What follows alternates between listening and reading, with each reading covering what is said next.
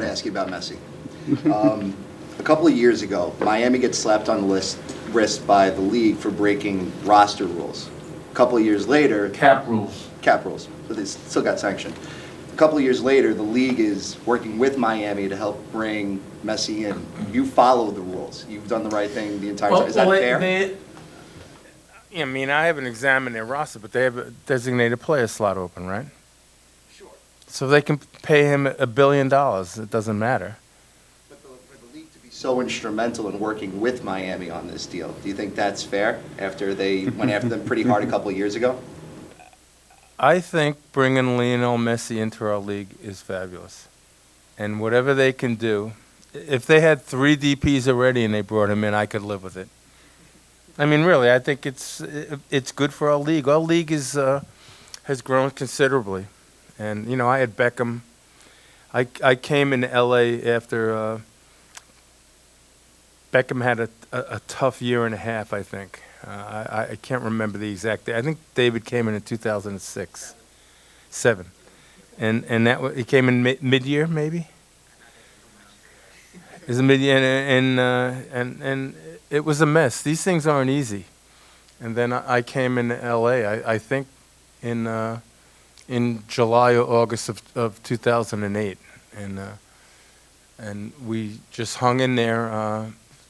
For the remainder of the year, I coached probably 7, 10 games, whatever, and then we brought in 19 new players the following year and made it to the MLS Cup final, and then we got obviously a little bit better and all of that, but it's challenging. It's not going to be easy for Miami, but Miami has a better roster now than I had in LA coming in 2008, so they're going to be fine. And Messi's going to win games.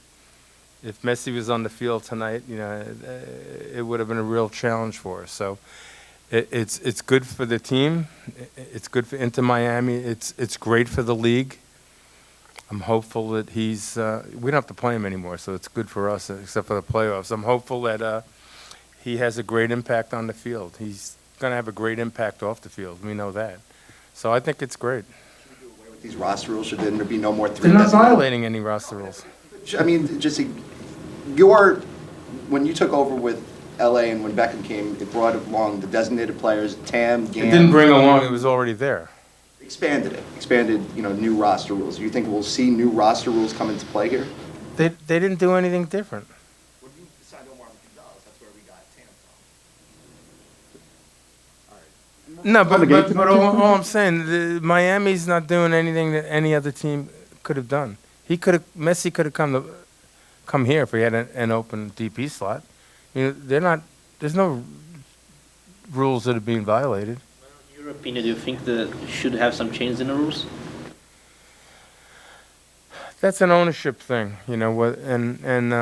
Owners are the spend in this league is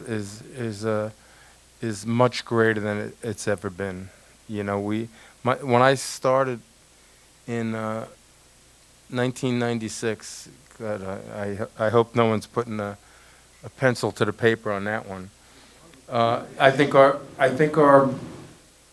salary cap was $1.1 million, but we had a bunch of phony baloney type of players that came in. I can't remember what they called them. Each team got 4 players to start the league, and of which Marco Echeverri was one for us. So that's when it was really sketchy, and it was up to the league and whoever decided that they planted these players in all the different teams. And now, you know, we've obviously advanced, and you know, you can spend, you know, I think it's up to $8-9 million now with the TAM and then the designated players. So, you know, there are teams in the league, you know that, you see that. They're spending $25 million on their roster, between 25 and 30, the top teams. And now Miami, my guess is you're adding a lot more money. Could be 50, 60, 70 million dollars more. That's their business. I don't know what it is, but no one's. The rules are being followed. There's no. The league isn't doing any special for Miami. What's special is that Beckham was able to attract Messi to his club, and they've worked on him for a couple of years, and I think, although he turns 36 this month, he's gonna have a tremendous impact for that team, that city, and the league, and that has to be good.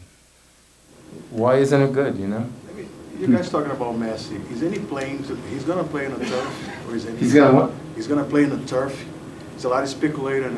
He's gonna play only on grass or something like that. Well, he You doesn't guys have to planning play here. I change- know that. You guys planning to change something just to have Messi and he's back on the tickets or something like that?